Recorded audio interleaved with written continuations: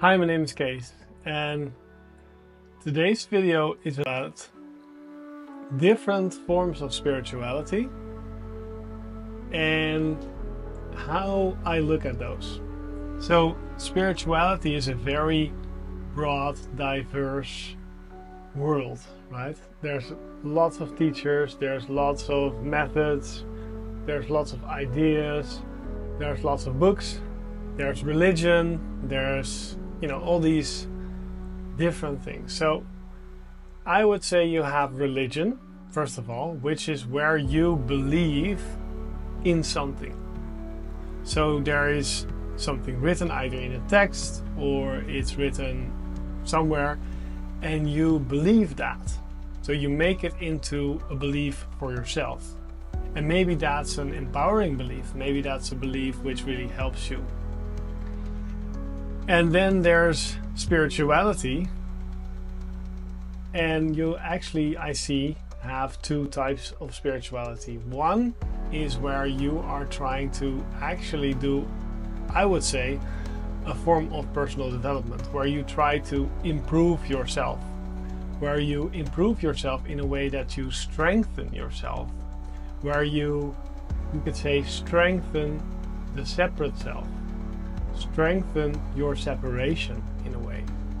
So when you do traditional type of things like the law of attraction, or you focus on visualization, or you focus on, you can even do that, for example, with meditation or with other things where you are doing it to become better, where the separate self is becoming better, where you actually building the ego into maybe a nicer ego to be in, right? Or to be with, which is kind of similar to religion, but it's different, because religion is an empowering belief, or I hope it is an empowering belief. For some, it's definitely a disempowering belief, but it's something that you believe, right? It's not something which is there experientially. I think spirituality, or at least the idea behind spirituality, is that you try to do something with life, right? You try to work with life in a way, the whole of life, look at it from a more of a spiritual perspective, which is the level of spirit, which is a sort of overview level in which you see everything.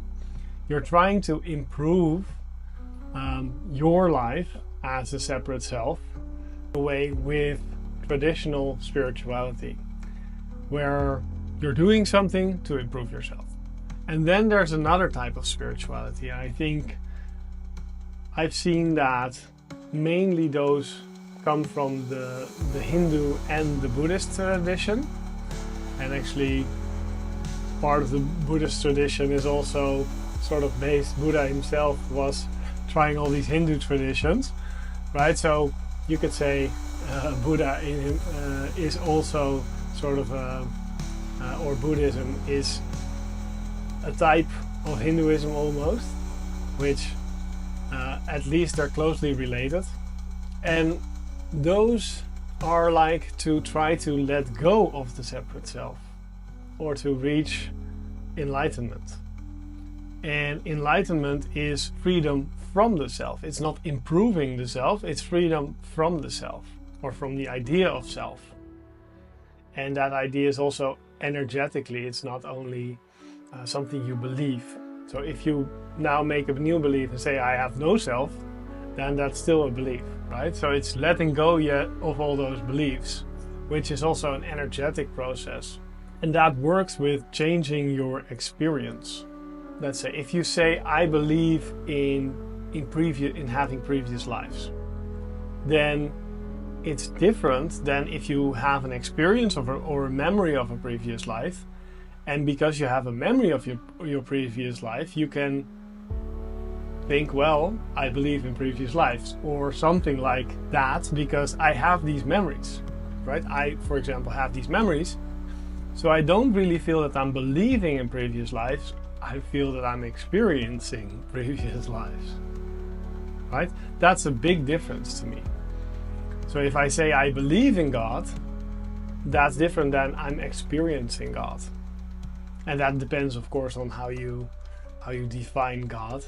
But the sense of spirituality where you're trying to be one with this, where you're trying to explore life as it is, instead of assuming something, instead of believing something, instead of trying to empower yourself or try to strengthen the ego or strengthen who you are, but you're just being with who you are and you're exploring that which is, which I think is a very big difference.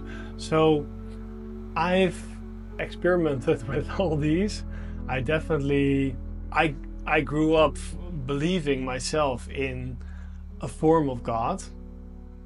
I still think there's a sort of energy to the everythingness of life, and that's how I see God. You know, it's like you have the form and the formless aspect, and the form aspect of this of life to me is God.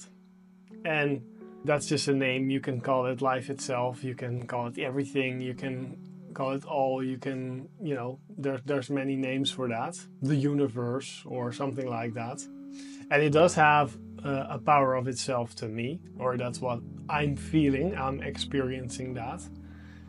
And that's not a sort of how religion would look at God. So that there's a big difference there, because religion often looks at God as good and not as evil, where I see God as the everythingness that is, which is good and evil, right? It's just the form aspect which balances itself out. And then I've also spent a lot of time trying to, in self-development, trying to improve myself, and doing that through spirituality as well, trying to be a better person through meditation, yoga, law of attraction, reading all these books, doing these practices, staying in the flow, etc., etc. But I realized when I started to look at the spirituality where you're trying to let go of all the boundaries, where you're more in non-duality, where you're actually moving towards enlightenment, then I saw that what was in between me and life was all my beliefs about life, because life itself is empty, you could say, is free. And all these beliefs are like, is your mental prison. So in order to be mentally free and aligned with this life, we need to let go of all the boundaries, of all the borders, of all the mental prisons we have between right and wrong, good and bad, you and me. So I wanted to talk about these differences, because what I've seen is that when we are talking about awakening, when we're talking about enlightenment, I've never heard of somebody becoming enlightened with the whole, or somebody doesn't become enlightened because it's actually seen through that there's anybody. But I haven't, with that approach of trying to improve yourself, I haven't seen people get to a permanent state of enlightenment, right? So I would advise you to not assume anything about life, not conclude anything about life, right? That's my practice as well, not to conclude, not to assume, yet trust my intuition, but don't hold on to it. But keep exploring life, keep exploring this, keep exploring your sensations. Let it be okay for you to be wrong. Let it be okay for you to change your mind. Let it be okay for you to let it all go.